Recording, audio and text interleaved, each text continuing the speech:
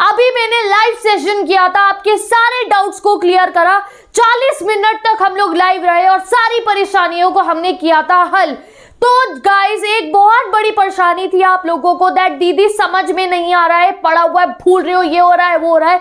और मैंने कहा था आपको करने हैं हर चैप्टर के थीम, हर चैप्टर का करेक्टर स्केच और हर चैप्टर का वर्ड मीनिंग कराने की ड्यूटी किसकी है? तुम्हारी दीदी की है।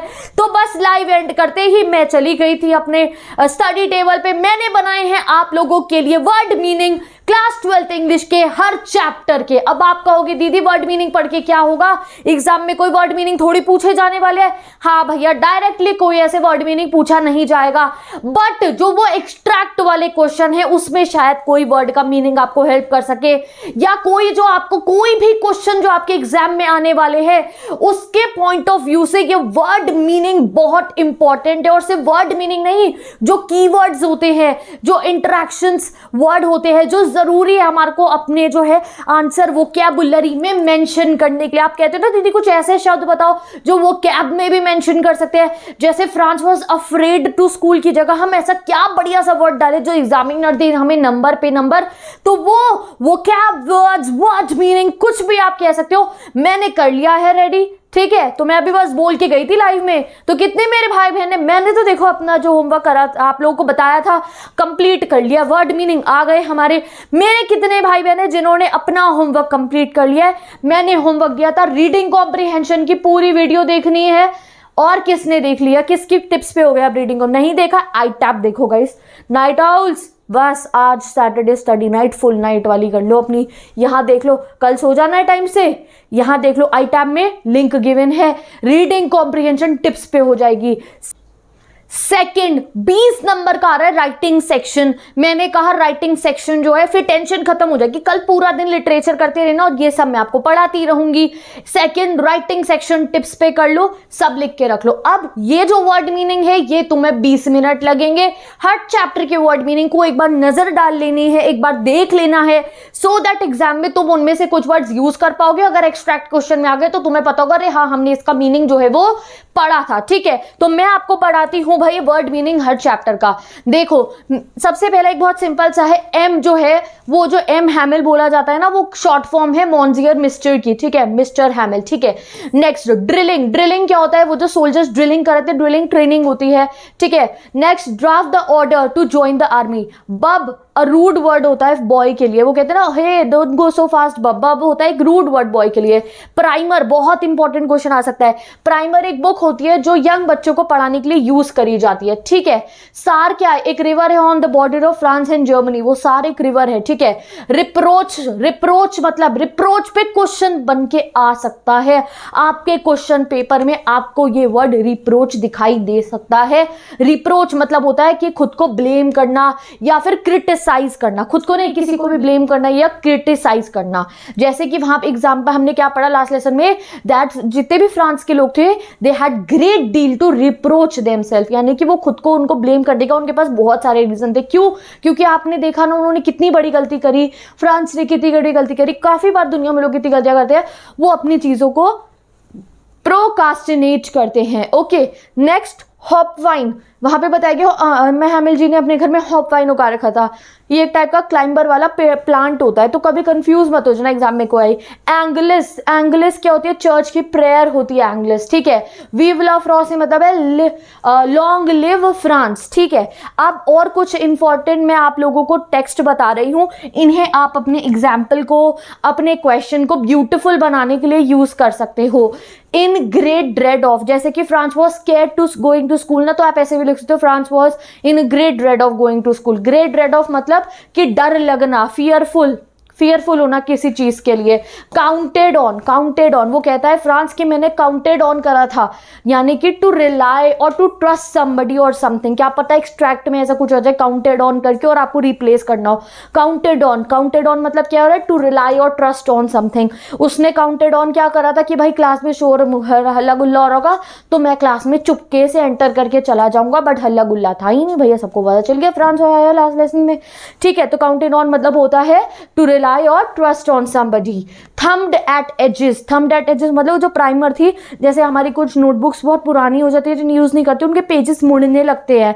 इन यूनिजन, इस पे जो है कोई क्वेश्चन में अगर यूज हो, यूनिजन मतलब होता है इकट्ठे, सेम समथिंग हैपनिंग टुगेदर। जैसे वो बच्चे सारे क्लास में रीडिंग होती है ना, मैम एक लाइन बोलते हैं, पीछे पीछे बच्चे सारे एक लाइन बोलते हैं, वो यूनिजन होता है। बसल, आप लोग अपना जो लास्ट लेसन में आंसर आएगा ना कि उनका स्कूल डिफरेंट लग रहा था, तो ये मत लिखना देयर वाज नो नॉइस, लिखना देयर वाज अ ग्रेट। बसल होती है यूजुअली जो है स्कूल में, उस दिन कोई बसल नहीं थी। नॉइज मत लिखना, बसल लिखना। बसल मतलब क्या होता है? An excited often noisy activity, ठीक है। अब जो है ये देखो, reproach ourselves with, reproach मतलब मैंने आपको ऊपर भी दिखाया, रिप्रोच मतलब डिसअप्रूवल करना, क्रिटिसाइज करना, डिसअपॉइंटेड फील करना होता है रिप्रोच करना, ठीक है। और पढ़ते हैं हम कुछ वर्ड मीनिंग इंपॉर्टेंट। ड्रेड मतलब मैं आपको बता चुकी हूँ, ड्रेड मतलब होता है एक्सट्रीमली डरना, वरिड होना। स्कोल्डिंग मतलब आपको पता है डांटना। पार्टिसिपल क्या है, अगर किसी स्टूडेंट को नहीं पता तो जो फ्रेंच लैंग्वेज होती है उसमें कुछ वर्ब्स यूज करी जाती है, उसको पार्टिसिपल कहते हैं, ठीक है। Next, chopping. चॉपिंग क्या होता है? चिड़िया के चहचहाने की आवाज को चॉपिंग बोला जाता है। बुलेटिन बोर्ड आपको पता है, क्राउड आपको पता है, बैटल आपको पता है, हरी आपको पता है, ब्लैकस्मिथ आपको पता है। अप्रेंटिस कौन होता है? अप्रेंटिस मतलब जो उनके साथ में उनके काम कर रहे होते हैं, एम्प्लॉयर जो होते हैं, यानी कि उनके साथ में उनके शागिर्द, ठीक है, जो उनके साथ काम सीख रहे हैं, उन्हें कहते हैं अप्रेंटिस। जैसे जो सोफी का भाई जियोफ था वो भी एक अप्रेंटिस मैकेनिक था, और यहाँ पे जो ब्लैकस्मिथ था उसके साथ में भी एक अप्रेंटिस था उसका। फ्राइटन मतलब होता है डरना, ठीक है। यूनिजन एक साथ बोलना। आउट ऑफ ब्रेथ एकदम से ऐसे सांस चढ़ जाना। रैपिंग क्या होता है? रैपिंग मतलब यहाँ पे था रूलर, वो रैपिंग, रूलर रैपिंग मतलब वो बार बार रूलर को जो है उस पे मारते थे डेस्क के ऊपर। कमोशन मतलब क्या होता है? A state of confused and noisy disturbance. ये जैसे ये वर्ड है ना कमोशन, हो सकता है ये वाला एक्सट्रैक्ट आ गया आपके एग्जाम में, कमोशन वाला जो है लास्ट लेसन का। और ये कमोशन वर्ड के 4-5 वर्ड देखे नहीं, वो स्टेटमेंट बेस्ड वाले कितने सारे क्वेश्चन आ रहे हैं, तो एक बार पढ़ लो आप लोग, ठीक है। ब्लश मतलब टू बिकम रेड। फ्रिल ये कोई इंपॉर्टेंट नहीं है। चलो और कुछ इंपॉर्टेंट बता देती हूँ मैं आपको। अब चलते हैं हम अपने नेक्स्ट चैप्टर के इंपॉर्टेंट उस पे, ठीक है गाइस। हम लॉ स्प्रिंग के वर्ड मीनिंग, ठीक है। लॉ स्प्रिंग का पहला वर्ड मीनिंग है एनकाउंटर। वो एनकाउंटर मतलब किसी से मिलना, कम अक्रॉस, कोई किसी को कोई आपको सडनली मिल जाता है, कम अक्रॉस समवन।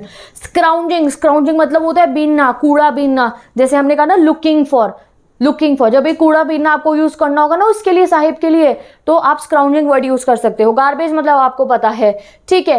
अब इम्प्रोविस्ड, इम्प्रोविस्ड मतलब होता है पॉवर्टी स्ट्रिकन, उसके जो है बैंगल मेकर वाले में ये यूज हुआ था इम्प्रोविस्ड। लिनिएज मतलब क्या होता है? एंसेस्ट्री, वंश, हिंदी में अगर हम बोले तो। और पढ़ते हैं नेक्स्ट, टेरापुलिन। टेरापुलिन क्या होता है? एक टाइप की पन्नी जो होती है, उससे उन्होंने अपने घर की छतें ढकी हुई थी, ठीक है। डिंजी, डिंजी डार्क मतलब कि बहुत डार्क कलर हो जाता है। थैच्ड, थैच्ड मतलब कवर्ड विद स्ट्रॉ, के घर पे ना छत भी नहीं थी, स्ट्रॉ से कवर हो रखे थे। अब आते हैं हम अपने जो है हमारा नेक्स्ट जो है डीप वाटर के कुछ इंपॉर्टेंट ऐसे एक्सप्रेशन जो आपके एग्जाम में भी आपके बहुत हेल्प कर सकते हैं गाइस। आप पहला देखते हैं ट्रेचरस। ट्रेचरस मतलब होता है एक चीज बहुत ही ज्यादा डेंजरस हो, और ट्रेचरस वर्ड यूज हुआ था याकिमा रिवर के लिए। बाय चांस अगर कोई एक्सट्रैक्ट आपका इस क्वेश्चन में से आ जाए, इस वाले पार्ट में से, तो ट्रेचरस का मीनिंग पे कोई ना कोई क्वेश्चन बन सकता है। Subdued my pride, subdued my pride क्या होता है? टू लोअर और restrain the intensity of self respect and confidence. यानी कि उन्होंने कहा था ना कि पहले मुझे शर्म आ रही थी अपनी स्किनी लेग्स को लेकर जो है लोगों के सामने जाते हुए, बट देन मैंने अपना सोचा अरे क्या सोचूं मैं ये सब के बारे में, सेल्फ रिस्पेक्ट ये वो कौन देख रहा है मुझे यहाँ पे, और मैं चला गया वहां पानी में, पूल में सीखने के लिए। Flailed at the surface, flail at the surface मतलब टू स्ट्राइक और lash out vigorously at surface of the water in trying to coming out, यानी कि वो कोशिश कर रहे थे, वो बाहर आए बट वो नहीं आ पाए थे। फिशिंग फॉर लैंडलॉक सैल्मन, यानी कि वो फिशिंग करने जा रहे थे एक पर्टिकुलर टाइप की फिश की। मिस एडवेंचर क्या होता है? मिस एडवेंचर, एडवेंचर तो सुना है, मिस एडवेंचर क्या होता है? एक ऐसा इंसिडेंट जो डिजास्टर बन जाता है। तुमने सोचा था बड़ा कुछ बढ़िया तूफानी होने वाला है और भैया हो जाए, भैया तूफानी क्या तबाही हो जाए। बॉब टू सरफेस, ठीक है, बॉब टू सरफेस जो उन्होंने कहा था ना कि यानी कि वो फ्लोट करके ऊपर आना चाहते थे, कहते थे मैं जंप करके जो वो शैंपेन का ढक्कन होता है उसकी तरह ऊपर होके आऊंगा, तो वो कहना चाह रहे थे बेसिकली कि मैं फ्लोट होकर ऊपर आऊंगा, ठीक है। Next, curtain of life fell, इस पे आ सकता है आपका कोई क्वेश्चन बनके। कर्टेन ऑफ लाइफ फेल मतलब to indicate that life has ended और अ नियर दैट एक्सपीरियंस, यानी कि बेहोशी नियर दैट एक्सपीरियंस उनको हो रहा था। Back and fourth across the pool, तो मतलब कि वो स्विमिंग कर रहे थे पूल के इधर से इधर। अब अब ये कुछ एक्सप्रेशन आप अपने आंसर फॉर्मेशन में जो है यूज गाइस कर सकते हो।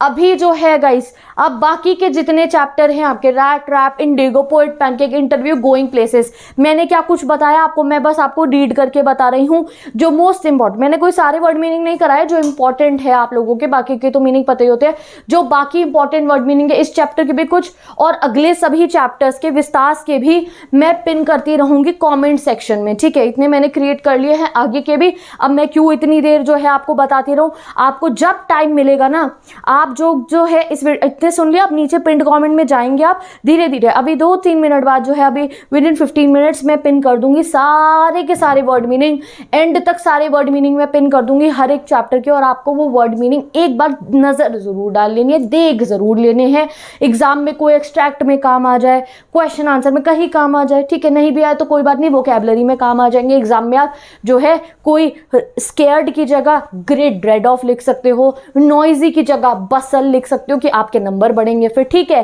तो मैं चलती हूँ, bye bye, take care and best of luck. बाकी वर्ड मीनिंग्स आप सब चेक करो कमेंट सेक्शन में से, जो बच्चे इंस्टा पे हैं, इंस्टा पे भी मैं थोड़ी देर बाद डाल दूंगी, और बहुत सारा फॉर्मेट्स, पीडीएफ, सारे चैप्टर के जो है पीडीएफ, समरी, इंपॉर्टेंट क्वेश्चन, और साथ ही के साथ राइटिंग सेक्शन के हर एक format, everything is there, if you use you can go and check it out. बाकी कम्युनिटी चेक कर लो, वहां पे भी बहुत कंटेंट में अपलोड कर रही हूँ। तो मैं चलती हूँ, bye bye, take care, best of luck guys.